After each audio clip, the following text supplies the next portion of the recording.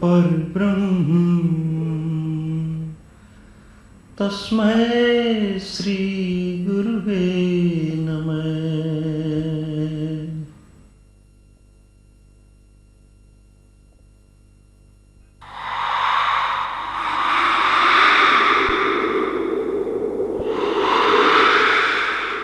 यह सनातन धर्म का शुभ संदेश मेरे मुक्तिदाता संत सद्गुरुदेव बाबा श्री गंगाई नाथ जी योगी के चरण कमलों में इन्हीं शब्दों के साथ कि तेरा तुझको अर्पण क्या लागे मेरा सादर समर्पित है।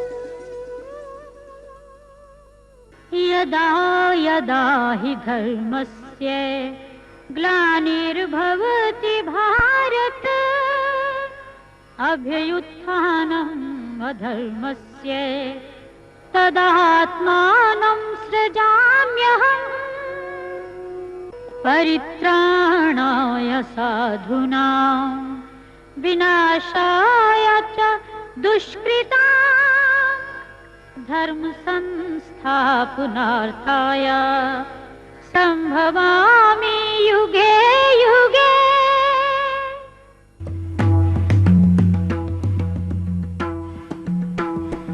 भगवान परशु अमरनाथ पर्वत पर पार्वती जी को अमर कथा सुना रहे थे।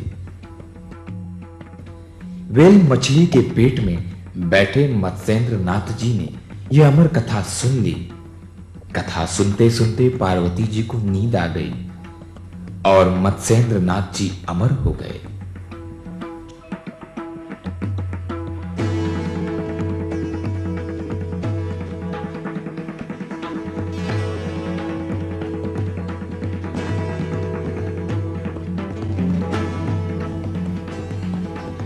श्री मत्स्येंद्र नाथ जी के शिष्य 20वीं सदी के अंत तक वेद रूपी कल्पत्रु के अमर फल सिद्ध योग के द्वारा संपूर्ण मानव जाति के त्रिविध तापों आदि दैहिक, आदि भौतिक, आदि दैविक को नष्ट करके मोक्ष का मार्ग बताएंगे।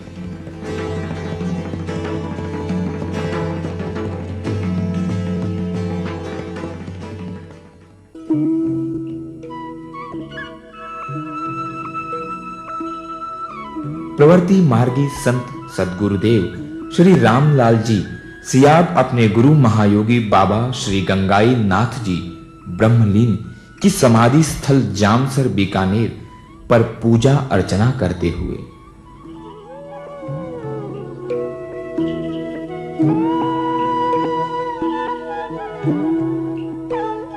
उत्तरी पश्चिमी राजस्थान के सूर्यनगरी जोधपुर का यह विहंगम दृश्य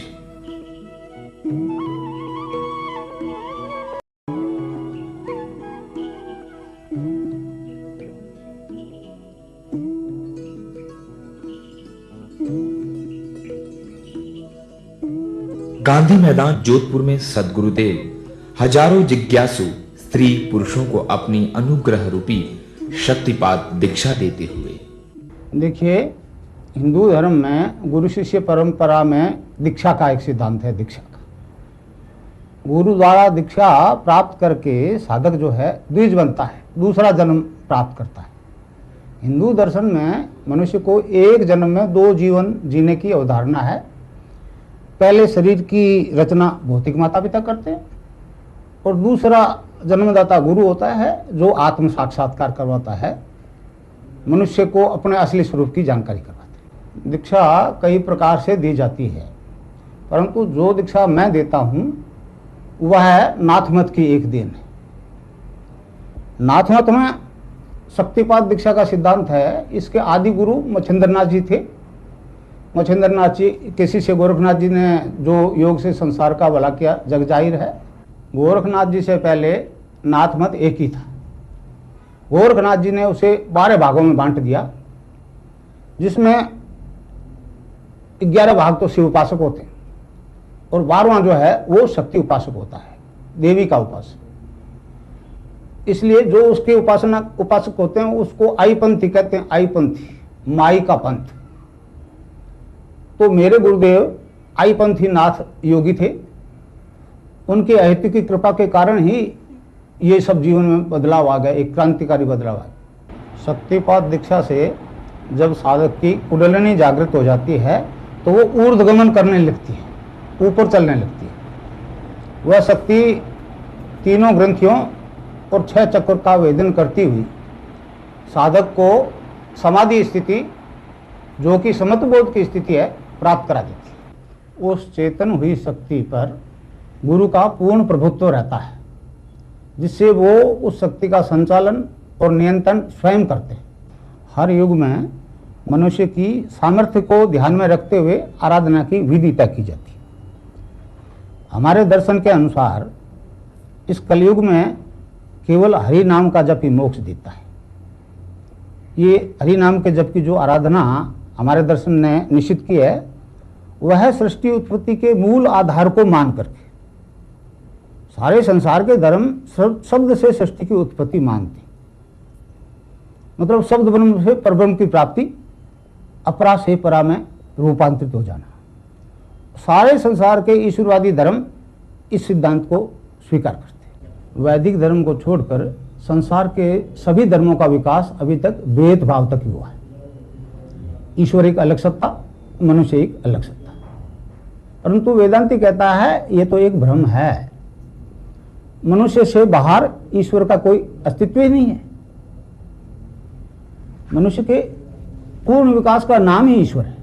इस संबंध में गीता के 13वें अध्याय में 22वें श्लोक में भगवान श्री कृष्ण ने मनुष्य शरीर की व्याख्या करते हुए कहा है कि मनुष्य इस शरीर में स्थित हुआ भी पर है, त्रिगुणातीत है, ईश्वर है, परंतु वह प्रारब्ध कर्मवश कर्ता, भर्ता, भोक्ता, अनुमंता इत्यादि के हिसाब से संसार में व्यवहार कर रहा है।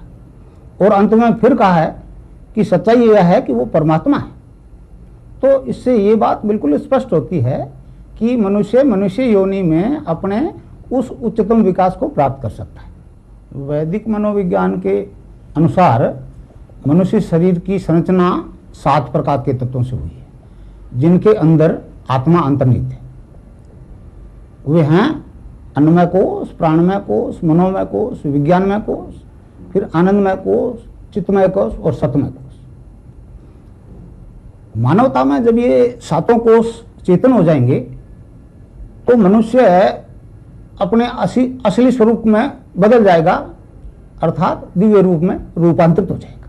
अगर वैदिक दर्शन का ये सिद्धांत सही नहीं है तो बाइबल में यशायाह 41 के 23वें पैरा में ये आर गॉड्स का प्रयोग क्यों किया गया है?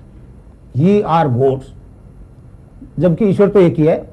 मनुष्यता में अब तक प्रथम 4 कोश ही चेतन हुए हैं पूर्ण रूप से, अन्न, प्राण, मन और विज्ञान। जब ये 4 कोश 7 में से चेतन हो सकते हैं तो बाकी 3 कोषों के चेतन करने का कोई न कोई तरीका निश्चित रूप से होगा। तो उन्हीं बाकी 3 कोषों को, सत प्लस चित्त प्लस आनंद, सच्चिदानंद को चेतन करने का काम केवल वेदांती ही कर सकते।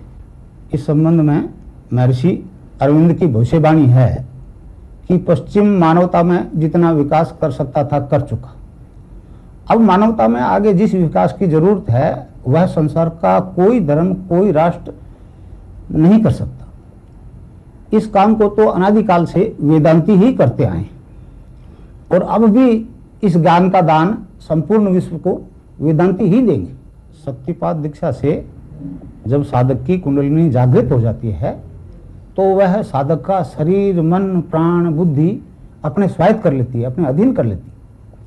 और वह शक्ति सभी प्रकार की योगिक क्रियाएं जैसे आसन, बंद, मुद्राएं, प्राणायाम इत्यादि सब अपने नियंत्रण में करवाती है, सीधा अपने अधीन करवाती है। साधक का उसमें कोई प्रकार का हस्तक्षेप काम नहीं करता।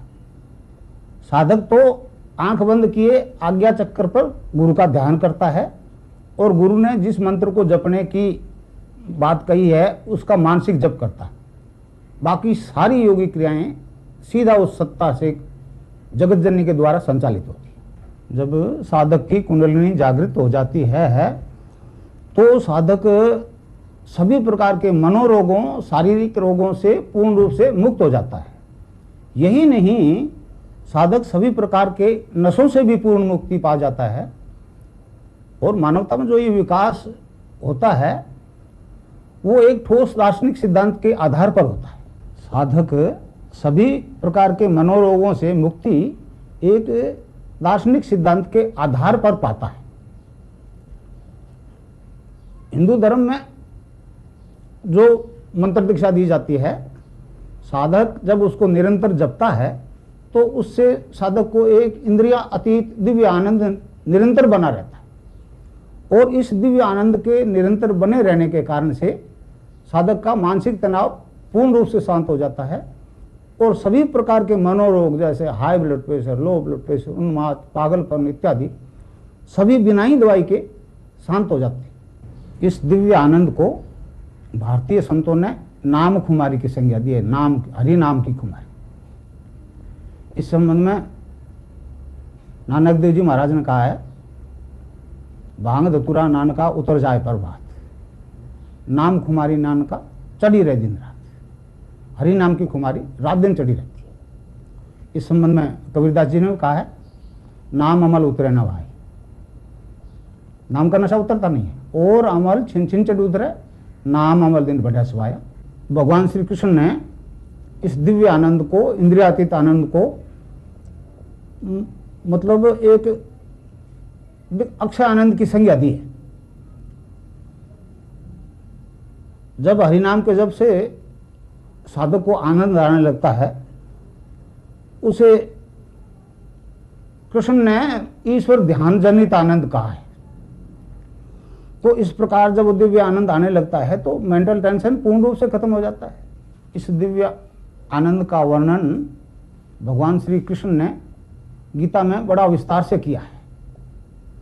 इस संबंध में गीता के 5वें अध्याय के 21वें श्लोक में तथा 6ठे अध्याय के 15वें, 21वें, 27वें एवं 28वें श्लोक में भगवान कृष्ण ने इस दिव्य आनंद को बड़े विस्तार से समझाया है। सभी प्रकार के शारीरिक रोगों से पूर्ण मुक्ति वह जगत जननी कुंडलिनी योगिक क्रियाओं द्वारा ठीक करवा देती है। साधक का जो अंग बीमार होता है उसी की कसरत होती है, वही मसल स्टोन होते हैं। जो बीमारी है दूसरी प्रकार की क्रियाएं नहीं होती, क्योंकि वो जगत जननी सब जानती है कि इसको क्या रोग है। तो इस प्रकार वो कुंडलिनी सारे योगिक क्रियाओं द्वारा सभी प्रकार की शारीरिक बीमारियों को ठीक कर देती है, क्योंकि समाधिस्थ होने के लिए पहली शर्त है पूर्ण रोग मुक्ति। गीता के अनुसार मनुष्य मात्र जो है 3 जाति के होते हैं, 3 वृत्ति के होते हैं, जैसे रजोगुणी, तमोगुणी और सतोगुणी। तो जो ही शक्तिपात दीक्षा से कुंडलिनी जागृत हुई, रजोगुण और तमोगुण पूर्ण रूप से शांत हो जाते हैं और उसके संबंधित खान पान जितने भी हैं उनसे आंतरिक घृणा हो जाती है और सभी प्रकार के नशों से पूर्ण मुक्ति मिल जाती है। इस संबंध में स्वामी विवेकानंद जी ने अमेरिका में एक बहुत ही सटीक उदाहरण दिया। स्वामी जी प्रवचन कर रहे थे तो किसी अमेरिकन ने पूछ लिया, स्वामी जी आप उपदेश तो बहुत दे रहे हो मगर अपना सौदा नहीं बैठना, क्योंकि आपके यहाँ तो मांसाहारी और शाकाहारी का बड़ा सख्त प्रतिबंध है और हम तो सारे के सारे मांसाहारी लोग। तो स्वामी जी ने चलते स्पीच में कह दिया, you need not to give up the things will give you up. तो इस प्रकार शक्तिपात दीक्षा से जो लाभ होता है वो मनुष्य की बुद्धि से नहीं, the things will give you up के हिसाब से होता है। मैं जो दीक्षा दे रहा हूं उससे साधक को पातंजल योग दर्शन में वर्णित सभी ज्ञान, सभी सिद्धियां प्राप्त हो रही है। पातंजल योग दर्शन में प्रातिभ ज्ञान जब प्राप्त होता है तो साधक को अनिश्चित काल के भूत भविष्य की प्रत्यक्षानुभूति और साक्षात्कार होते हैं। वो अनलिमिटेड पास्ट फ्यूचर को देख सकता है, सुन सकता है। ध्यान की स्थिति में साधक भूत भविष्य को देखता है, सुनता है, और जो देखता सुनता है वो भौतिक जगत में पूर्ण सत्य प्रमाणित हो रहे। वैदिक दर्शन की इस आराधना से मनुष्य पूर्णता को प्राप्त कर लेता है। सामूहिक रूप से हजारों स्त्री पुरुष गुरु द्वारा प्राप्त मंत्र का जाप एवं ध्यान के दौरान दिव्य आनंद की प्रत्यक्षानुभूति एवं साक्षात्कार करते हुए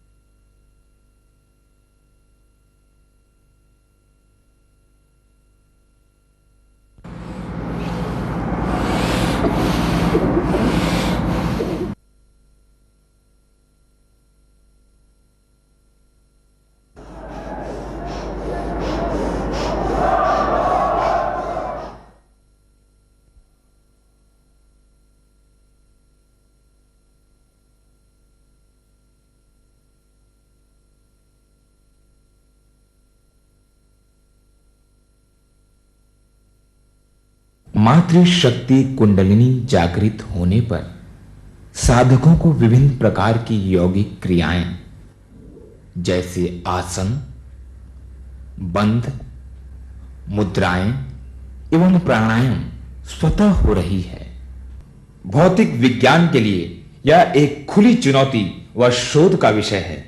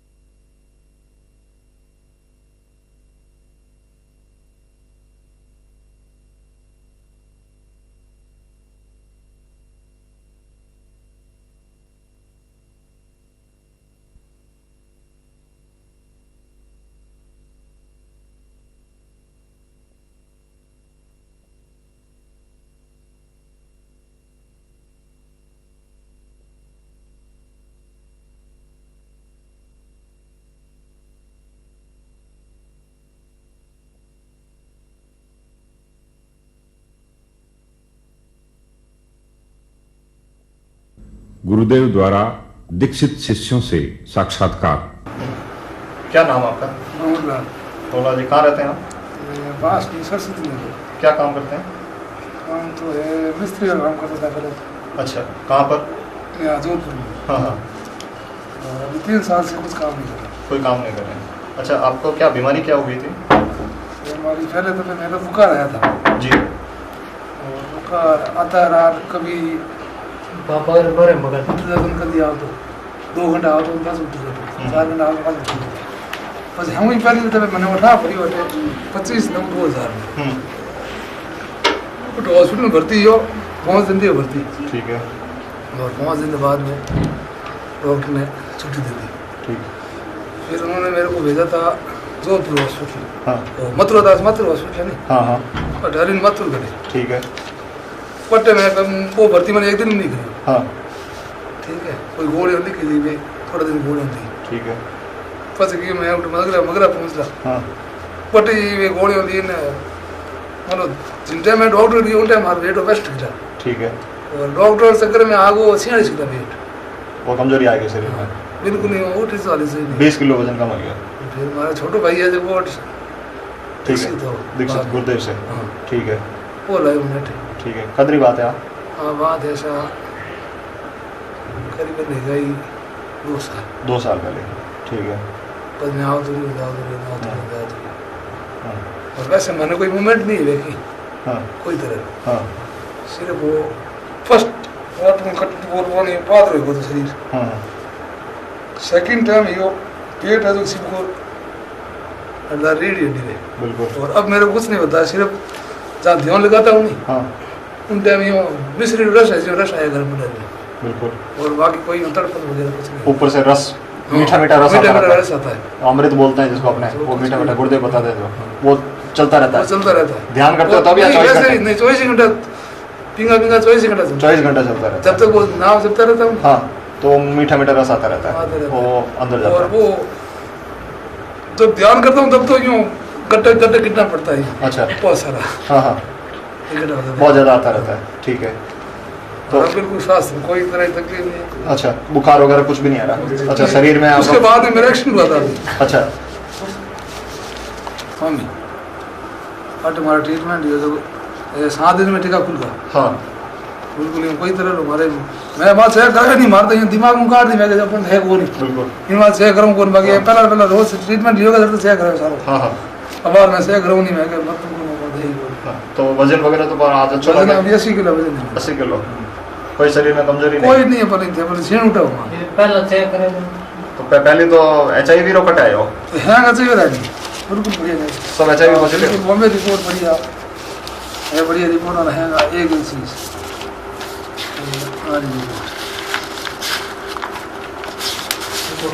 हाँ जोधपुरी। हाँ, HIV positive by ELISA method test. ठीक है। हाँ। सारी बम्बई दी और एक एक पर्ची है नहीं जांच रही है सारी मथुरी है एक एक। और हाँ है बम्बई तो मतलब आपको लगता है कि आपको जो HIV पॉजिटिव और जो बिल्कुल कमजोरी negative थी सब ठीक हो गई है? बिल्कुल। वो दवाई से हुई या गुरुदेव की दिशा नहीं, लेने से? दवाई तो मैं कहूँ नहीं 65 तो यहाँ जाओ। और दवाई लेने से तो कमजोरी ज्यादा है? 65 में मैंने 46 में मैंने दवाई छोड़ी है। छोड़ दी फिर दवाई? हाँ। दवाई ली नहीं फिर आप? हाँ, एक गोली भी नहीं ली। गुरुदेव से दीक्षा लेने के बाद बीच में आप कोई दवाई नहीं ले रहे नहीं थे? ले रहे थे। अच्छा। उस समय तक ली। हाँ। लेकिन मैं दबते ही गया था। हाँ, कमजोरी आती गई? आती गई। ठीक है। फिर मैंने दवाई छोड़ दी। दवाई बंद ही कर दी, सिर्फ ध्यान किया है? फिर मीना जी मेरे पास आए थे, ये मेरे साथ ठीक है। इन्होंने कहा आप कुछ मत लेना, हाँ। कोई मतलब ही नहीं ठीक है। और है। वैसे हमारा खुद आत्मा में यो ध्यान करता हूँ तो बाबू जी गुरुदेव जी खुद ही यो बोल दिया आगे कि बस मेरे पास पैसे भी नहीं है। बिल्कुल ठीक। मैंने एक कार्रवाई भी की थी हाँ। मुख्यमंत्री से पैसे लेने के लिए। ठीक है। उसका भी कुछ यार नहीं, पैसे भी नहीं, दवाई कैसे कहाँ से? सही है। तो आपको खर्चा वर्चा, अच्छा यहाँ कोई खर्चा लगा गुरुदेव के पास आके? नहीं, एक पैसे का नहीं। एक पैसे का नहीं, नहीं, बिल्कुल मैं तो आज निःशुल्क? तक माला ही नहीं लाया हूँ आज तक। बिल्कुल निःशुल्क? आप नहीं, वो प्रसाद भी नहीं लाया हूँ आज तक। निःशुल्क पूरा आपका सब कुछ हो बिल्कुल गया? निःशुल्क पूरा। तो आप दूसरे कोई अगर HIV के मरीज हैं उनके लिए क्या कहना नहीं, चाहोगे? मैं दूसरा के लिए तो मैं जाता हूँ, हाँ। काफी मरीजों के पास गया हूँ मैं खुद। हाँ और जाके उनको बोलता हूँ गुरु जी का ध्यान करो, हाँ क्या करना है वो तो गुरु जी बताएंगे। आप एक दफे तो वहाँ चलना पड़ेगा। और फिर भी आप मेरे पास फोटो है गुरु जी की, लेकिन तो आपको लगता है बीमार ठीक हो सकता है? बिल्कुल हो सकता है। HIV पॉजिटिव ठीक हो सकता है? बिल्कुल हो सकता है। ठीक सर, धन्यवाद। अभी मेरा मरीज मेरे साथ भी है। आपने वापस चेक करवाया डॉक्टर से? अभी हाँ। अभी तो आपको क्या पता चला कि HIV पॉजिटिव? मैंने चेक मैंने किया, हमारी खुद ही आत्मा का वैसा हमारा थे, आप आ जाओ, 15 बना दो, हमारा ठाम बढ़ जाए। आपका नाम? बद्रीनारायण। आपको इस बीमारी के बारे में सर्वप्रथम कब पता चला? सन 2000 में। उस टाइम में आप क्या इलाज करवाते थे? डॉक्टरी इलाज चल रहा था मेरा। उससे क्या कोई राहत महसूस हुई? कुछ नहीं, मेरा वेट घटता गया और कमजोरी आती गई। कितना वेट घटा? 40 kg हो गया मेरा वेट। फिर गुरुदेव के बारे में आपको कैसे पता चला? हमारे गांव के ही एक गुरु भाई हैं गंगाराम जी, उन्होंने हॉस्पिटल में मेरे को बताया कि भाई गुरुदेव का ध्यान करने से तुम ठीक हो सकते हो। और मैंने बेड पे लेटे लेटे ही गुरुदेव का ध्यान किया और 22 मई 2003 में गुरुदेव से दीक्षा ली। ध्यान कैसे किया? बेड पे लेटे लेटे गुरुदेव का ध्यान। कैसे, किससे? फोटो से? फोटो से ध्यान किया। खाली फोटो से? खाली फोटो से। गुरुदेव से जुड़े ही नहीं? नहीं जुड़े थे। तो फिर कब जुड़े आप? 22 मई 2004 में गुरुदेव से कोटा में दीक्षा ली मैंने। उसके बाद कोई दवाइयाँ ली आपने? कोई दवाई नहीं ली। आज तक कोई दवाई नहीं ली? कोई नहीं ली, कोई दवाई नहीं। बिल्कुल। तो आज आप कैसा महसूस कर रहे हैं? बिल्कुल एकदम स्वस्थ हूँ मैं। 60-62 किलो वेट है मेरा। पहले 40 किलो था? 40 किलो था। गुरुदेव के जुड़ने के बाद 22 किलो वेट मेरा बढ़ गया। बढ़ गया। और कितने घंटे काम करते हैं आप? 10-12 घंटे काम करते हूँ। क्या काम करते हैं? ट्रैक्टर पे जाता हूँ, ट्रैक्टर चलाता हूँ, ट्रैक्टरों का ध्यान भी रखता हूँ, देखभाल करता हूँ। अच्छा, तो डॉक्टरों से दोबारा कभी मिले आप? कभी नहीं। कभी नहीं मिले? कोई एक बार मिला था, फायदा क्या, डॉक्टर ने बुलाया था मेरे को जी कि भाई आपके गुरुदेव ही ठीक कर सकते। मेरे को जो इलाज चल रहा था सीपी माथुर जी, सीपी माथुर साहब ने कहा भाई आपके गुरुदेव ही ठीक कर सकते हैं, मेरे बस की बात तो नहीं है। अच्छा। और उसके बाद उसने जो HIV व्यक्ति थे उसने खुद ने गुरुदेव के पास भेजने शुरू कर दी। जय श्री गुरुदेव। मैं टोंक जिले के एक मालपुरा कस्बे का रहने वाला हूँ और कोटा में 1969 से इंस्ट्रूमेंटेशन में सर्विस कर रहा था। गुरुदेव के आशीर्वाद से 1997 में मैंने दीक्षा ली दशहरा ग्राउंड में और उसके बाद मैं जुड़ गया था। कभी करता था, कभी नहीं करता था। 1998 के अप्रैल मई में मेरा कान में दर्द हुआ और दर्द इतना हुआ कि पेन किलर दवाएं लेने के बाद भी वो कम नहीं हुआ। तो घर वालों ने, परिवार वालों को चिंता हो गई तो उन्होंने डॉक्टर को दिखाया। डॉक्टर को दिखाया तो डॉक्टर ने कहा हमको तो इनको कैंसर की शिकायत की 98-99 कैंसर की शिकायत की उम्मीद है और ये तो सर में चढ़ गया है और he is not more than 15 days. और डॉक्टर हेमंत मल्होत्रा है, डॉक्टर मान प्रकाश है, इनको मैं दिखा देता हूँ। तो राज गोविंद ने वो दिखाया तो उसने कहा मुझे लग रहा है कि इसके इस जगह पे कैंसर की शिकायत है और ये फैक्ट सेकेंड स्टेज में डेवलप होने वाली है, तो मैं इसकी बायोप्सी करवा लेता हूँ। मैं पुराने रिपोर्ट और स्लाइड्स लेके गया, उसमें कोई भी कुछ भी नहीं था। तो राज गोविंद ने डॉक्टर मान प्रकाश को जयपुर को ENT स्पेशलिस्ट असिस्टेंट प्रोफेसर को रेफर किया। उन्होंने मेरी बायोप्सी 8 अक्टूबर को की जयपुर के अंदर 99 में, क्योंकि ड्यूरेशन में कोटा में और इसके बीच में रहा। तो वो 12 तारीख को मेरी रिपोर्ट आई तो उसमें आई नासोफिनाइल सेरिमना, यानी नाक का कैंसर डेवलप हो चुका है। तो ब्रेन में छूट सकता है।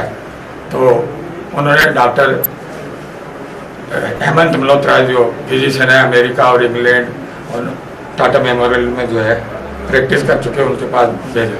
तो उन्होंने कहा पारी जी ये तो मामला बड़ा क्रिटिकल है, फिर भी भगवान मालिक है। मैंने कहा जी मेरे गुरुदेव मेरे साथ में, ऐसी कोई बात नहीं है, आप अपना ट्रीटमेंट शुरू करो। इस बीच कोटा में गुरुदेव पधारे थे तो मैंने गुरुदेव को निवेदन किया रिको कॉलोनी में कि डॉक्टरों ने मुझे कैंसर बता दिया। उनका बेटा तू तेरा इलाज भी कराता रहे और तेरा जॉब बंद मत करे, सब ठीक हो जाएगा। तो इस बीच में एक बारात में मुझे यहाँ जोधपुर आने लगा। तो जोधपुर जहाँ सरदारपुरा में जो पुराना वो था ध्यान केंद्र था, वहाँ से मैं ध्यान करके जो ही बाहर निकला मेरे कान में से पानी निकलना चालू हुआ। ये कब की बात है? 99। तो बहुत भयंकर पानी निकलना चालू हुआ। बंद करने के लिए बहुत प्रार्थना करता रहा। तो उधर वो STD वाले भाई साहब थे, उन्होंने लौंग दिए थे कि आपको जब भी दर्द हो ये खाते रहना। उसके बाद में मैंने डॉक्टर साहब को बताया जाके कि मेरा कान में से पानी निकला। प्लेन और दूसरा कंट्रास्ट दोनों करवाया, तो उसके बाद में उसमें नील आ गया। डॉक्टर ने कहा आपको 5 साल तक कंटिन्यू दवाई लेनी। ये कब की बात है? नील कब आ गया? ये नील आ गया था मेरे 23/1/2001। ये मास्टर हेमंत है, इसको हीमोफीलिया था और ये जब गिर जाता था तो इसके ब्लडिंग रुकती नहीं थी, चोट लगती तो, और ब्लडिंग नहीं आती तो इसके अंदर ब्लडिंग होके बहुत बड़ी गांठ हो जाती। फिर हॉस्पिटल ले जाना पड़ता, फिर वो ऑपरेशन करते, फिर फैक्टर 8 चढ़ाते तो फिर ये ठीक होता था। हाँ, फैक्टर 8 चढ़ाते थे तो ये ठीक हो जाता था। फिर इसको डॉक्टरों ने फैक्टर 8 और 9, तो इसका फैक्टर 8 और 9 दोनों ही लो पाए गए।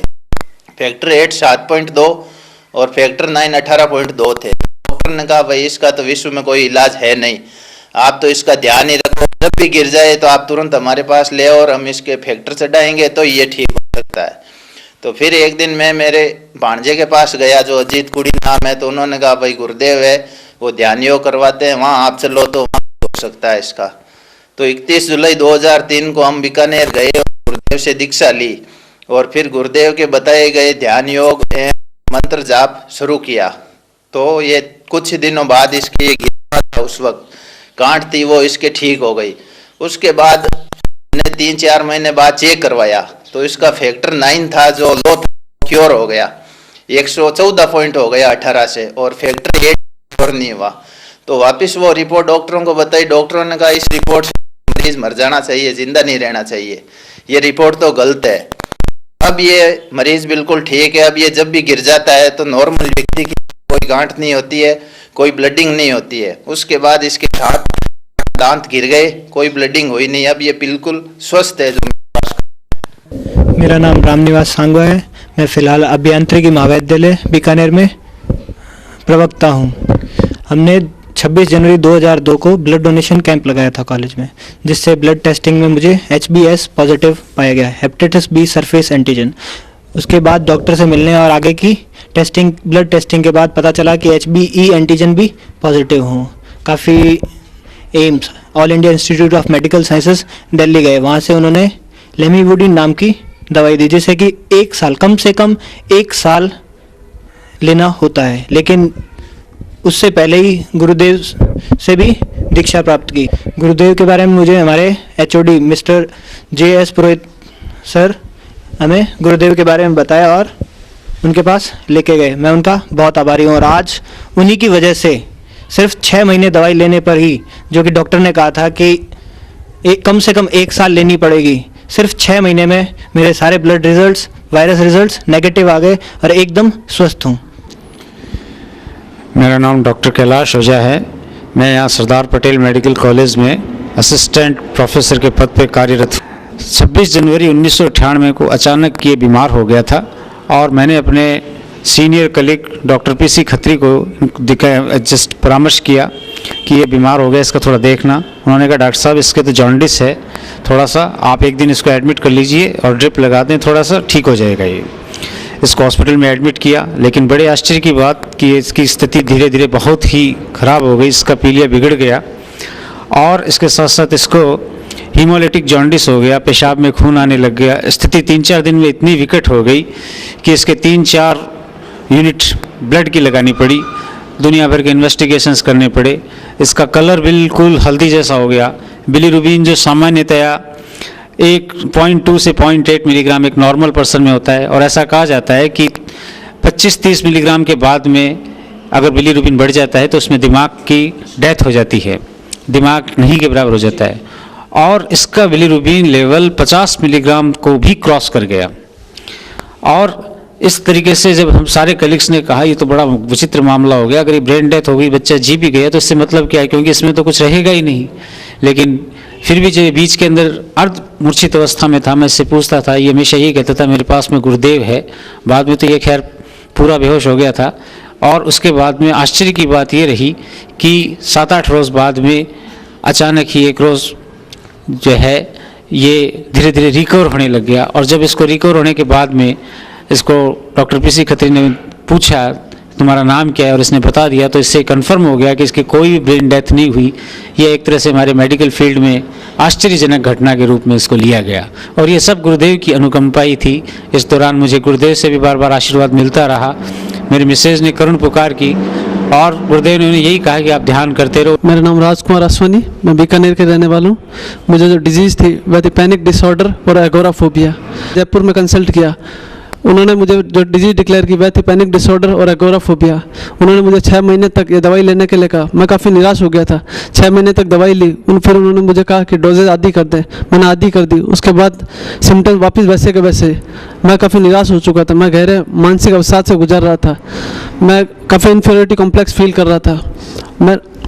तब मैंने सदगुरुदेव श्री रामलाल जी सियाक साहब के बारे में सुना, तो मेरे दोस्त ने बताया कि इनके तस्वीर द्वारा इस तरह ठीक हो सकता है रोग। तब मैंने कहा चलो, मैं निराशा के दौर से गुजर रहा था, मैंने कहा चलो इसको भी आजमा के देखते हैं। और मैंने नियमित उनके तस्वीर से ध्यान करना शुरू किया। मैं 10 दिन तक ध्यान करना शुरू किया उनके तस्वीर से। मुझे काफ़ी रिलैक्स महसूस हुआ। 1-2 दिन में ही मुझे गहरा ध्यान लगने लगा। इस दौरान मुझे फोटो से योगिक मूवमेंट होने शुरू हुए और आज मैं पूर्णतः सदगुरुदेव की कृपा है कि आपके सामने हूँ। मैं 92 दिसंबर के अंदर, जब मैं गठिया जॉइंट पेन की बीमारी से पीड़ित था, तब जिज्ञासावश और बीमारी के कारण मैं गुरुदेव के संपर्क में आया। तो आपने इस गठिया रोग का ट्रीटमेंट नहीं लिया था? जी, मैं उससे पहले 6 महीने से मेडिकल डॉक्टर से ट्रीटमेंट भी ले रहा था, लेकिन डॉक्टर से ट्रीटमेंट के बाद मुझे 4 महीने से निरंतर लेने के पश्चात भी कोई रिलैक्स नहीं मिला। तो मैंने आयुर्वेदिक ट्रीटमेंट भी लिया। तो आयुर्वेदिक में मुझे नाड़ी वैद्य ने बताया कि तुम्हें जो गठिया है वो पित्त का गठिया है, जो कि लाखों में एक को होता है। और फिर इसी दौरान मैं गुरुदेव के भी संपर्क में आया, और गुरुदेव के संपर्क में आने के पश्चात कुछ ही समय में मुझे यौगिक क्रियाएं हुई और महीने भर के अंदर लगभग मैं बीमारी से 70% तक मुक्त हो गया था। दर्द बिल्कुल नहीं होता था, हल्का फुल्का दर्द कभी कभार होता था, वो 3 महीने के अंदर में लगभग 99% ठीक हो गया। Given you the power that you can work for the whole world, Through for him. mankind. Yeah, through him. You are just an instrument. Right, exactly. I have to call upon him, right, to be with me. Okay. It's really an honor. There is no difference between you and Now there Buddha. is no difference between you and him. He will be always with you. That's good. That's what I always wanted.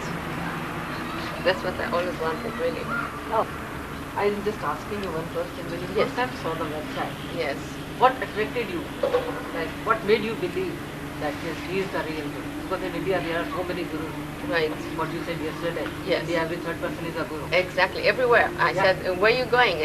Everybody's asking me, where you going? What you going to do? I said, I'm going to Sadhguru. Do you know him? They laughed. They said, everybody's Sadhguru in India. in India. At the embassy, they were calling everybody, look, she's going to say, she's so naive, so she's going to Sadhguru. Everybody's Sadhguru is there. No, but something what happened to me is, it's written down. First of all, I asked Gurdeep if he can, if the Gurudev can give me online the initiation. And he said, no, but you can meditate on his picture, okay? And I meditated. I put the picture, I enlarged the picture on the screen on my computer, and I meditated once, twice, 3 times, and I felt power in my body, going in and out my body, in and out. So I said, I am connecting with him. At first, no. At first, he didn't let me. The first time, the second time, and then he started. Gurudev started trusting me, and then we exchanged energy. Okay. And then one day I was sitting and seeing him here, suddenly he transformed into Jesus. I just couldn't believe it. Jesus Christ. Jesus Christ, yeah. Gurudev became Jesus. He was Gurudev first and then he became Jesus. And we were corresponding with Kuldeep, what to take, the train, the airplane, to connect to Jodhpur. I said, forget about all this, I have something more important. Listen, what happened to me? And I told him that I saw Gurudev transforming into Jesus, and I have a great feeling that he is the incarnate of Jesus. And after that, 2 days before I came, he said, here, you're coming to me, and it was only Jesus. No, Now you believe Buddha is incarnation of Jesus. right. Now I believe this. Before I came, I knew that. And then Gurdeep told me I'm not the only one. Many people had this vision that he is the incarnate of Jesus. He is the comforter that we're waiting for. He is the comforter. Sure. I am positive. I mean, I saw. 14 जुलाई को जब गुरुदेव जी के साथ में आपने दीक्षा ली थी उसके बाद में आपको क्या अनुभूति प्राप्त हुई, मतलब आपको क्या होने लगा? मैंने तभी से जो है अपना ध्यान निरंतर लगाना शुरू कर दिया था और उसके बाद मेरे शरीर में जो है अचानक कंपन शुरू हुई और हाथों की और सिर की हरकतें अपने आप ही बिना प्रयास के शुरू हो गई। सिर मेरा अचानक जो है थोड़ी छाती के गले के बल लगने लग गया अपने आप ही, और सांस अचानक रुक करके और कुछ देर तक रुकने के बाद जब छूटती थी तो उसमें अभी भी छूटती है, तो उसमें क्या है कि सुगंध कुछ वास ऐसे अगरबत्ती की जैसे खुशबू जैसे आती है, दिव्य सुगंध महसूस करते हैं और शांति का अनुभव होता है। और जो है आकृति जो है कलर आकृतियाँ सब सामने दिखती हैं वो। और उसके अलावा क्या है कि मुझे मेरे दैनिक जीवन की जो क्रियाएं जो समस्याएं हैं वो भी सावधानी अपने आप ही बिना किसी बाधा के सफल होती हुई मालूम पड़ती हैं। अच्छा भाई, आप सत्यनारायण जी, आपकी क्या अनुभूति है? मेरी अनुभूतियाँ, मैं क्रमिक रूप से ये अभ्यास मैं कर रहा हूँ और मेरी अनुभूतियाँ ये कि मेरे किसी प्रकार का मेरे अंदर तनाव नहीं, मेरे मस्तिष्क के अंदर। और दूसरी बात, मेरे अंग प्रत्यंग के अंदर एक कंपन सा महसूस होता है, अजीब सा कंपन महसूस होता है और आंखों के सामने से कई प्रकार के कलर्स गुजर जाते हैं और कई प्रकार की परछाइयाँ गुजर जाती है। मैं अपने अंदर काफ़ी हल्कापन महसूस कर रहा हूँ इसके करने से। इसकी सच्चाई के बारे में आप क्या कहना चाहेंगे? निश्चित रूप से ये एक अलौकिक शक्ति है और मैं तो इतना ही कहूँगा कि प्रत्यक्ष को प्रमाण की कोई आवश्यकता नहीं होती। भाई रत्नामर जी, गुरुदेव जी जो ये प्रयास कर रहे हैं उसके बारे में आप क्या कहना चाहेंगे? मेरा तो कहना है कि मनुष्य के अंदर जो अंतर्निहित शक्ति परम सत्ता विद्यमान है वो जो है निश्चित ही इस ध्यान योग से वो पूर्णता की ओर उसे ले जाती है। मैं गुरुजी से दीक्षा 30 नवंबर सन 1989 को ली। उससे पहले मैं मैक्सिलरी साइनसाइटिस से बीमार था, जिससे नाक में सांस लेने में और मतलब बाई आंख जो है वो झपकती थी। इस रोग से पीड़ित था, जिसका मैंने ऑपरेशन करवा कर डॉक्टर से इलाज भी करवाया, लेकिन फिर भी वो ठीक नहीं हुआ। डॉक्टर की ये रिपोर्ट थी कि सारी उम्र ये रहेगी। मैंने गुरुजी से दीक्षा लेने के बाद उसी आराधना में रहा। उस आराधना से ये बीमारी स्वतः ही मतलब खत्म होती गई और आज मैं 95% बिल्कुल ठीक हूँ। मैं शुरू से आरंभ से ही अध्यात्म में रुचि रखता था और भगवती का उपासक था, लेकिन मोक्ष की कामना के लिए जो मुझे राह चुनना चाहिए था वो लाभ मुझे नहीं मिल पाया। गुरुजी के दीक्षा बताए हुए आराधना से जो एक अचूक है, उस आराधना से आज मैं पूर्ण समाधिस्थ होकर आनंदमय जगत में विचरण करता हूँ और इसी प्रभाव से मेरे घर में सुख और शांति है। और मेरी घरवाली भी इसी रोग से बीमार थी, मेरे प्रभाव से उसने भी गुरु दीक्षा ली और सारे परिवार के सदस्य इससे दीक्षित हैं। इसलिए सब शांति में मतलब वातावरण में सारे घर के जीते हैं। और मेरी घरवाली ब्लड प्रेशर की बीमार थी, वो भी बिल्कुल ठीक है। मैंने गुरुदेव से जनवरी 94 में दीक्षा ली। उसके बाद मैं जब ध्यान करता हूँ तो ध्यान में मुझे बड़ा ही आनंद आता है और आनंद की स्थिति में महसूस करता हूँ।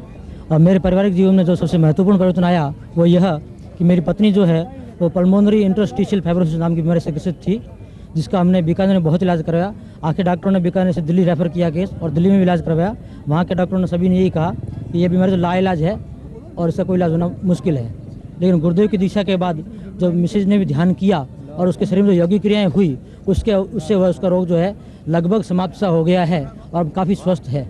और उसके अलावा मैं इस पद पर रहने के साथ में ध्यान कहना चाहूँगा कि विश्व के सभी वैज्ञानिकों को और डॉक्टरों को, इंजीनियर्स को इस बात को देखना चाहिए कि ऐसा क्यों हो रहा है, ऐसा परिवर्तन मानव जीवन में इतना जल्दी क्यों आया तुरंत, जो मैं लंबे समय से चाह रहा था नहीं आया, लेकिन दीक्षा के बाद तुरंत ही महसूस करने लगा। सभी को इसकी खोज करनी चाहिए।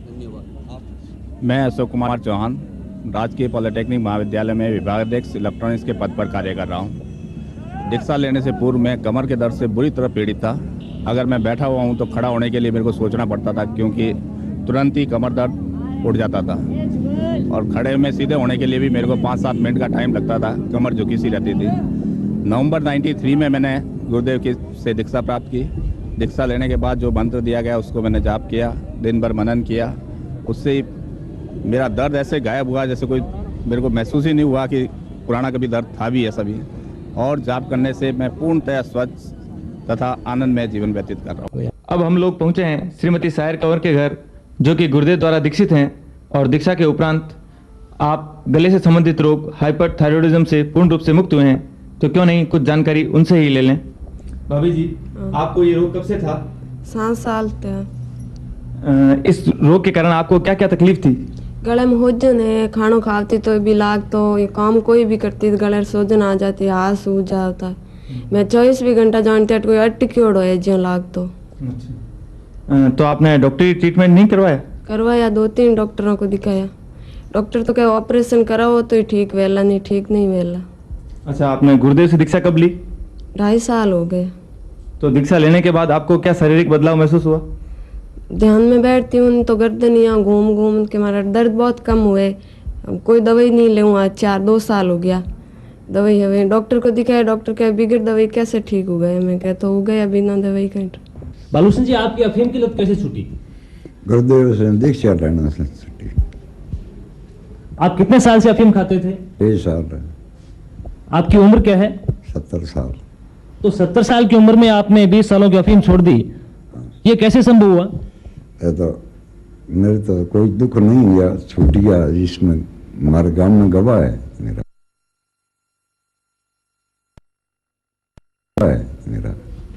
आपको दीक्षा लिए हुए कितना समय हो गया? दीक्षा लिए 4 साल। आपको दीक्षा कब और कैसे मिली? दीक्षा मिली मैंने दीक्षा 8 दिन पहले मैंने कमरे में सुते पड़े, रात ने 2 पुरुष दिखाई दिया, सफेद कपड़ा। अब मेरे झटका लग गया, 8 झटका लगना हूँ सीधा हो गया। वो प्रकाश शादी से मैंने तो मैं आँख खोली, सीधा हो या आँख खोली रजाई पसवाड़ करी तो मन कोई कींदी से हो मारा कोई अचमात होगी कि कहीं हो कौन हा। और दीक्षा लेने गयो जन मन यहाँ अनुभव हो कि ऐ गुरु जी ऐ गुरुदेव आ, और गुरुदेव ये जा रहे चेतन करिए। दीक्षा लेने के बाद आप में क्या शारीरिक? दीक्षा लेने के बाद में हमारे अफीम छूट गया। 1.5 तोला ले रहा था रोजाना। आप 1.5 तोला अफीम? रोजाना 1.5 तोला ले रहा था।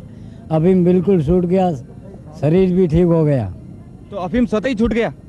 मत ही छूट गया। गुरु जी से दीक्षा लेने से अफीम छूट गया। केवल आप मंत्र जप कर रहे थे उसी से? सबसे छूट गया, कोई मेरे शरीर के अंदर कोई दुविधा नहीं हुई। आपको क्या अनुभूति हुई? एक्चुअली मुझे पहले अस्थमा था, तो मैं अस्थमा से सफ़र था, तो मेरी शुरू से ईश्वर में आस्था तो थी। तो जब मैंने सुना गुरुजी के बारे में कि यहाँ आने से बीमारी भी ख़त्म हो जाती है और मतलब मोक्ष प्राप्त हो जाता है वगैरह, तो मैं इसी नाते वहाँ चला गया। और मैं बस एक प्रैक्टिकल करने के लिए गया था कि क्या वास्तव में ऐसा हो सकता है। तो वहाँ जाने पर मुझे वास्तव में फीलिंग हुआ। शुरू में मेरे चेस्ट में थोड़ा सा कॉन्ट्रैक्शन हुआ और नर्व्स में खिंचाव हुआ, और उससे मेरी जो अस्थमेटिक प्रॉब्लम थी वो काफ़ी 1 साल बाद लगभग ख़त्म हो गई। और अब मैं जोधपुर मेडिकल कॉलेज से फुटबॉल भी खेलता हूँ और अपने सेमेस्टर से मेडिकल कॉलेज की क्रिकेट टीम में भी खेलता हूँ। आप इस पोलियो से कब से परेशान हैं? करीबन 15 साल से परेशान। आपके कमर में भी तकलीफ है? हाँ, कमर में भी तकलीफ है। नहीं, फिर आपने इलाज करवाया इसका? इलाज कराया था बीकानेर में, मगर पट्टा बंधाया था, बैठा नहीं इलाज। जिसको 19 जून को गुरुजी से पाली आए थे, जब दीक्षा ली थी, जब बाद में मंत्र जाप करने लगा था, 5 दिन के बाद में मेरे को फर्क पड़ गया था। और ये नसें ऐसे दुखती थी, पग ये पतला पड़ गया था, चल नहीं सकता था। फिर मैंने 5 दिन के बाद में मेरे को बहुत फर्क पड़ गया और गुरुजी से दीक्षा ली, बाद में मंत्र जाप करता था मैं। अब मैं वजन उठा सकता हूँ, सब कुछ। अब कोई तकलीफ नहीं? आपको कोई तकलीफ नहीं है। गुरुदेव, आप कहते हैं 20वीं सदी के आखिरी दशक में विश्वव्यापी जो धार्मिक क्रांति होगी उसमें वैदिक धर्म संपूर्ण विश्व को आंधी और तूफान की तरह ढक लेगा। इतने थोड़े समय के अंदर ये क्रांतिकारी परिवर्तन कैसे संभव होगा और इसके क्या कारण होंगे? देखिए, इस संबंध में मैं ही अकेला नहीं कह रहा हूँ। संसार के अनेकों भविष्य दृष्टा संतों और ज्योतिषियों की इस संबंध में स्पष्ट भविष्यवाणियां हैं। हिंदू दर्शन के अनुसार इस धार्मिक क्रांति का मूल कारण 10वें अवतार का अवतरण होगा। हिंदू दर्शन के अनुसार हर अवतार क्रम विकास के सिद्धांत के अनुसार सृष्टि में एक नई चेतना पैदा करता है। श्री अरविंद के अनुसार यदि क्रम विकास के साथ अवतारवाद का कोई संबंध न हो तो अवतारवाद का कोई अर्थ ही नहीं रह जाता। हिंदू दशावतारों की श्रृंखला अपने आप में मानव क्रम विकास का एक रूपक है।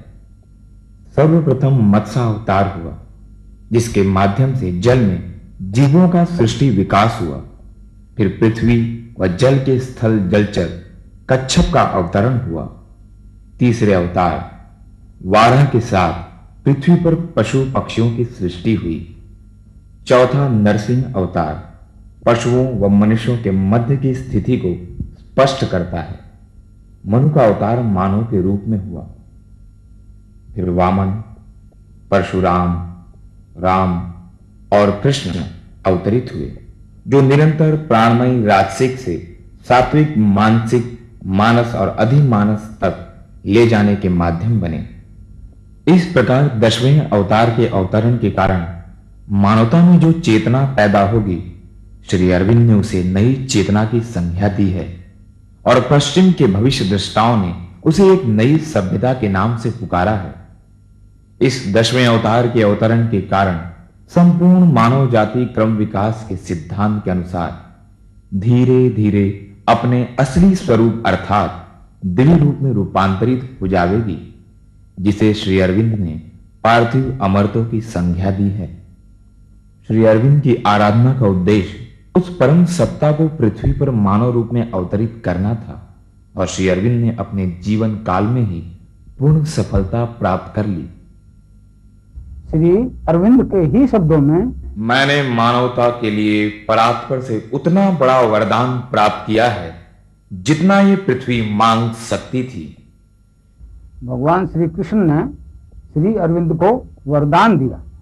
शीघ्र ही चेतना के उद्धवलोक से एक भागवत शक्ति का अवतरण होगा, जो पृथ्वी पर स्थापित मृत्यु और असत्य के राज्य को समाप्त कर यहां भी भगवान के राज्य की स्थापना करेगी। भगवान श्री कृष्ण ने योग युक्त स्थिति में जो आदेश दिए थे ना, उससे भी इस बात की पुष्टि होती है, इस अवतरण की पुष्टि होती है।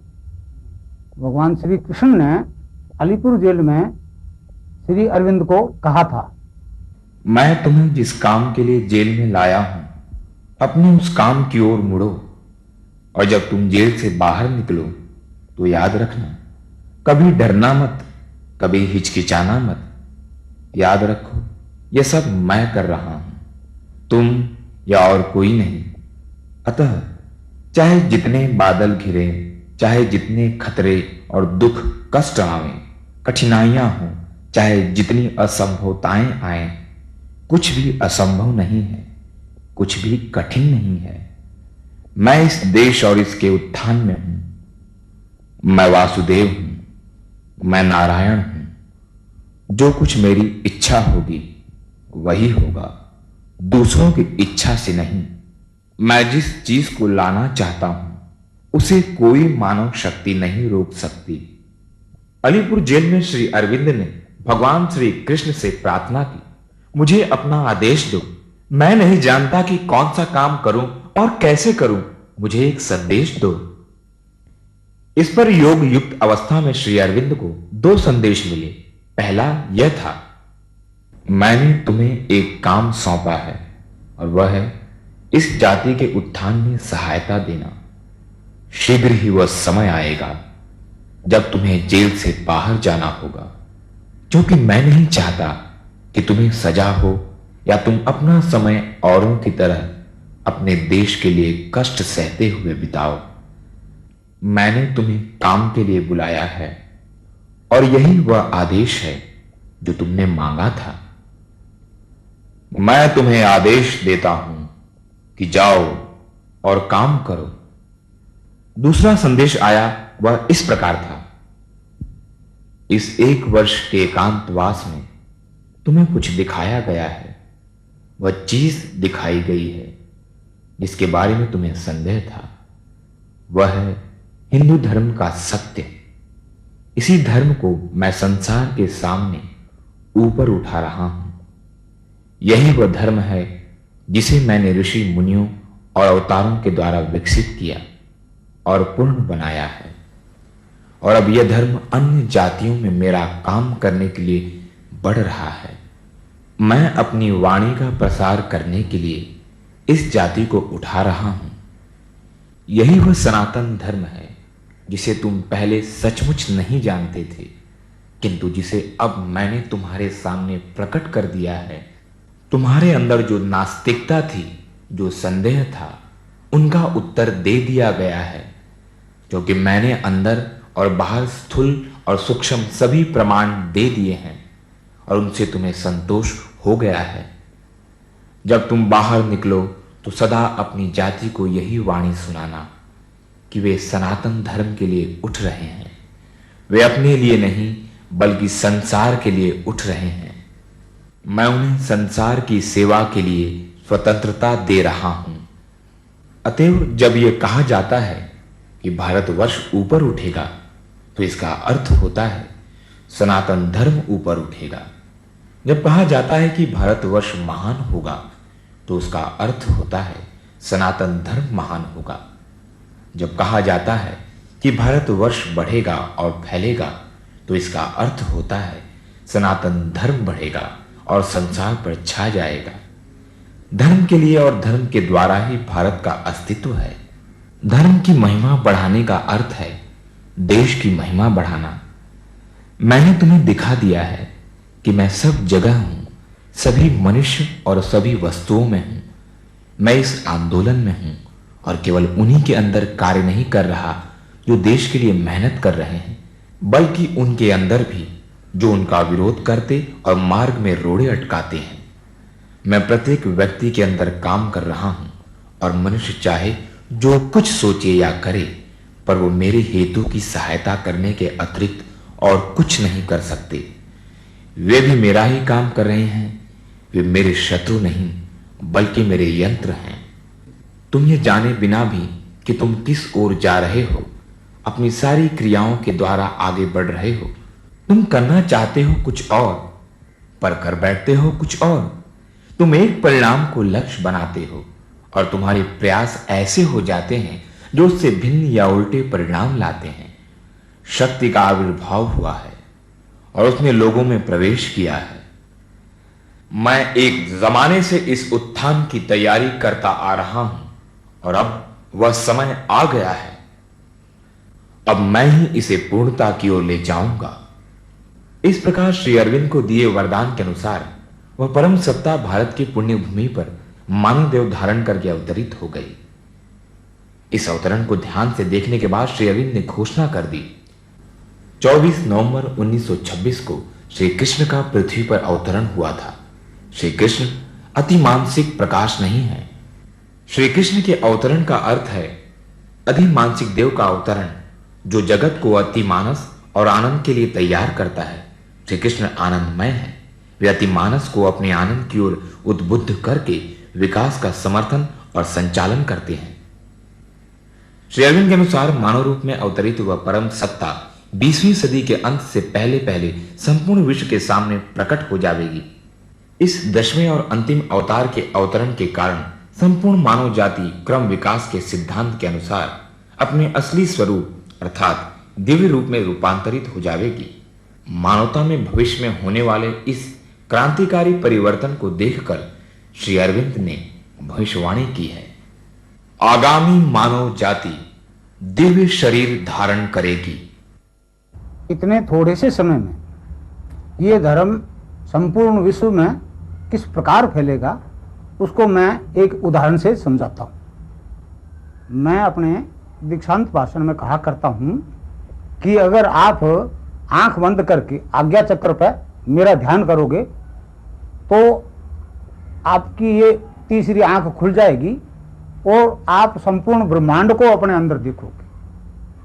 संपूर्ण ब्रह्मांड को अपने अंदर देखोगे और विभिन्न प्रकार की योगिक क्रियाएं जैसे आसन, बंद, मुद्राएं, प्राणायाम अपने आप होने लगेंगे। वो कुंडलिनी शक्ति उसका संचालन करेगी। मेरी इस फिल्म को देख करके और संसार के करोड़ों स्त्री पुरुष आज्ञा चक्र पर मेरा ध्यान करें और क्षण भर में करोड़ों का ये तीसरा नेत्र खुल जाए तो इसमें आश्चर्य की कोई बात नहीं। गुरुदेव, आपने विश्वव्यापी धार्मिक क्रांति का कारण वैदिक दर्शन में वर्णित 10वें अवतार के अवतरण को बताया। ईसाई जगत में धार्मिक क्रांति के कारण क्या होंगे? देखिए, ईसाइयों का पवित्र धार्मिक ग्रंथ बाइबल एक भविष्यवाणियों का ग्रंथ है और उसमें सृष्टि उत्पत्ति से लेकर के और मनुष्य के दिव्य रूप में रूपांतरित होने तक की बात भविष्यवाणी है। और आज तक जितनी भी भविष्यवाणियां आज तक बाइबल की थी वो पूर्ण सत्य प्रमाणित हो रही। बाइबल की सभी भविष्यवाणियां उस सहायक के इर्द गिर्द चक्कर लगाती हैं जिसको बुलाने की भविष्यवाणी करते हुए यहोवा ने यशायाह के 46 के 10 एवं 11 में कहा है, मैं तो अंत की बात आदि से और प्राचीन काल से उस बात को बताता आया हूं जो अब तक नहीं हुई। मैं कहता हूं मेरी युक्ति स्थिर रहेगी और मैं अपनी इच्छा को पूरी करूंगा। मैं पूर्व से एक उकाऊ पक्षी को अर्थात दूर देश से अपनी युक्ति को पूरा करने वाले पुरुष को बुलाता हूं। मैंने ही यह बात कही है और उसे पूरी भी करूंगा। मैंने ही यह विचार बांधा और उसे सुफल भी करूंगा। यहोवा की भविष्यवाणी को दोहराते हुए ही यीशु ने कहा है, यूहन्ना 15 के 26, परंतु जब वह सहायक आएगा जिसे मैं तुम्हारे पास पिता की ओर से भेजूंगा, अर्थात सत्य का आत्मा जो पिता की ओर से निकलता है, तो वह मेरी गवाही देगा। यूहन्ना 16 के 7, तो भी मैं तुमसे सच कहता हूं कि मेरा जाना तुम्हारे लिए अच्छा है, क्योंकि यदि मैं न जाऊं तो वह सहायक तुम्हारे पास न आएगा, परंतु यदि मैं जाऊंगा तो उसे तुम्हारे पास भेज दूंगा। मैथ्यू 24 के 27, क्योंकि जैसे बिजली पूर्व से निकलकर पश्चिम तक चमकती जाती है, वैसे ही मनुष्य के पुत्र का भी आना होगा। वह सहायक कब आएगा उसका सही समय यीशु अपने जीवन काल में नहीं बता सका। वह यही कहता रहा कि इसकी जानकारी केवल पिता को है, परंतु उस समय संसार की जो स्थिति होगी उसका विस्तार से वर्णन किया है। मृत्यु के बाद यीशु की आत्मा 40 दिनों तक मृत्यु लोक में ही विचरण करती रही। 40वें दिन स्वर्गारोहण से पूर्व आत्मभाव से यीशु ने जो भविष्यवाणी की वह बहुत महत्वपूर्ण है। क्योंकि हिंदी अनुवाद सही चित्र प्रस्तुत नहीं करता, अतः उसे समझने के लिए हमें मूल भाषा का सहारा लेना होगा, जो इस प्रकार है। For John truly baptized with water, but ye shall be baptized with the Holy Ghost not many days hence. उपरोक्त में पवित्र आत्मा से बपतिस्मा पाने का समय जानने के लिए not many days hence का प्रयोग किया गया है, जिसका स्पष्ट अर्थ होता है एक दिन से अधिक नहीं, क्योंकि उपरोक्त भविष्यवाणी मृत्यु के बाद यीशु की आत्मा ने की थी। अतः उस सहायक के प्रकट होकर पवित्र आत्मा से बपतिस्मा देने का सही समय जानने के लिए ईश्वरीय समय से हिसाब लगाना होगा। मृत्यु लोक और ईश्वरीय समय की तुलना करते हुए 2 पीटर 3 के 8 में कहा है, हे प्रियो, यह एक बात तुमसे छिपी न रहे कि प्रभु के यहां एक दिन 1000 वर्ष के बराबर है और 1000 वर्ष एक दिन के बराबर है। इस प्रकार प्रथम 1000 वर्ष पूरे होने पर ईश्वर का एक दिन पूर्ण हो चुका है। दूसरे 1000 वर्ष पूर्ण होते ही ईश्वर के 2 दिन पूर्ण होकर तीसरा दिन प्रारंभ हो जाएगा। 20वीं सदी के अंत से पहले पहले उस सहायक को प्रकट होना पड़ेगा और संपूर्ण ईसाई जगत को उसे स्वीकार करना पड़ेगा। उस सहायक को पहचानने के लिए बाइबल ने ईसाइयों को एक कसौटी दी है। उस पर खरा उतरने वाले व्यक्ति को ही ईसाई जगत सहायक के रूप में स्वीकार करेगा। वह कसौटी है भूत भविष्य को दिखाना और सुनाना। इसी बात को यीशु ने यूहन्ना 16 के 13 और 14 में स्पष्ट शब्दों में कहा है, परंतु जब वह अर्थात सत्य का आत्मा आएगा तो तुम्हें सब सत्य का मार्ग बताएगा, क्योंकि वह अपनी ओर से न कहेगा, परंतु जो कुछ सुनेगा वही कहेगा, और वह तुम्हें आने वाली बातें दिखाएगा। वह मेरी महिमा करेगा, क्योंकि वह मेरी बातों में से लेकर तुम्हें दिखाएगा। अंत में यहोवा ने भी इसी कसौटी को आधार मानकर अपना मुकदमा लड़ने का आदेश दिया है। यशायाह 41 के 21 से 23 में यहोवा ने कहा है, यहोवा कहता है अपना मुकदमा लड़ो। याकूब का राजा कहता है अपने प्रमाण दो, वे उन्हें देकर हमें दिखाएं कि भविष्य में क्या होगा। पूर्व काल की घटनाएं दिखाओ कि आदि में क्या क्या हुआ, जिससे हम उन्हें सोचकर जान सकें कि भविष्य में उनका क्या फल होगा। वहां होने वाली घटनाएं हमें सुना दो, भविष्य में जो कुछ घटेगा वो दिखाओ, तब हम मानेंगे कि तुम ईश्वर हो। भला या बुरा कुछ तो करो कि हम देखकर चकित हो जावें। आपके कथनानुसार वेदांतियों के 10वें अवतार और ईसाइयों के सत्य के आत्मा के अवतरण का समय 20वीं सदी का आखिरी दशक ही पड़ता है। क्या दोनों दर्शन एक ही व्यक्ति की तरफ इशारा करते हैं? देखिए, इस बात का फैसला तो वेदांतियों और ईसाइयों को ही करना पड़ेगा और वही मान्य होगा। परंतु यशायाह 43 के 8 और 9 में जो कुछ वर्णन है उससे तो एक ही झलक मिलती है कि वह व्यक्ति एक ही होगा। यशायाह 43 के 8 एवं 9, आंख रखते हुए अंधों को और कान रखते हुए बहिरों को निकाल ले आओ, जाति जाति के लोगों को इकट्ठा किया जाए और राज्य राज्य के लोग एकत्रित हों। उनमें से कौन यह बात बता सकता है? वह बीती हुई बातें हमें दिखा सकता है। वे अपने साक्षी ले आएं, जिससे वे सच्चे ठहरें। वे सुन लें और कहें, यह सत्य है।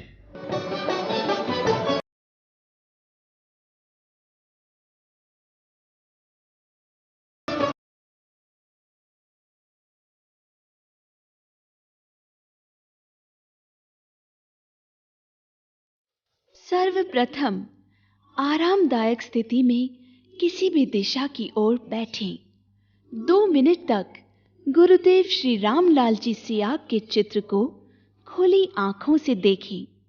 उसके बाद आंख बंद करके आज्ञा चक्र बाहों के बीच जहां बिंदी या तिलक लगाते हैं पर गुरुदेव के चित्र का स्मरण करें एवं मन ही मन 15 मिनट, 30 मिनट या जितनी देर के लिए आप ध्यान करना चाहते हैं, गुरुदेव से ध्यान स्थिर करने हेतु प्रार्थना करें। फिर गुरुदेव के चित्र का आज्ञा चक्र पर ध्यान केंद्रित करते हुए गुरुदेव द्वारा बताए गए दिव्य शब्द का मानसिक जप बिना होठ या जीभ हिलाए करें।